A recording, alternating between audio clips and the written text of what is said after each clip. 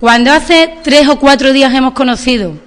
que la trama Gürtel llega con su tela de araña también a Extremadura, es absolutamente una vergüenza y es absolutamente inaceptable que el presidente de la Junta de Extremadura y presidente del Partido Popular en Extremadura se esconda detrás de una nota de prensa. Por eso hoy, antes que mañana, desde el Partido Socialista en Extremadura, le pedimos al señor Monago que explique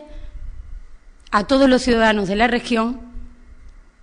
si el PP de Extremadura tiene algo que ver con la trama Gürtel, si al PP de Extremadura le pagó las facturas de sus campañas y de sus actos publicitarios y de sus actos de partido la trama Gürtel. Creemos que son unas explicaciones más que necesarias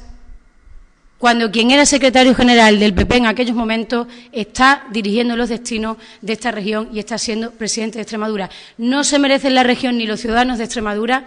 que la sombra de la corrupción amenace en estos momentos al presidente de la Junta. Y como entendemos que el presidente de la Junta no tiene nada que ocultar, no entendemos por qué no ha salido ya a dar explicaciones. Es absolutamente bochornoso que se remita a una nota de prensa y que se esconda tras una nota de prensa. Quien no tiene nada que ocultar no se esconde, porque la verdad solamente tiene un camino. Y el presidente de la Junta de Extremadura tiene todos los medios a su alcance. En esta mañana se encuentra dando un desayuno informativo en Badajoz para contarle a los ciudadanos de Extremadura que el PP y la región nada tienen que ver con la trama Gürtel. Nosotros no vamos a dejar de pedirle explicaciones al señor Monago y al Partido Popular en la región, porque las explicaciones no son para los socialistas, las explicaciones son para los ciudadanos de Extremadura que le pusieron a gobernar y que hicieron que él se sentara en el sillón de presidente de la Junta de Extremadura.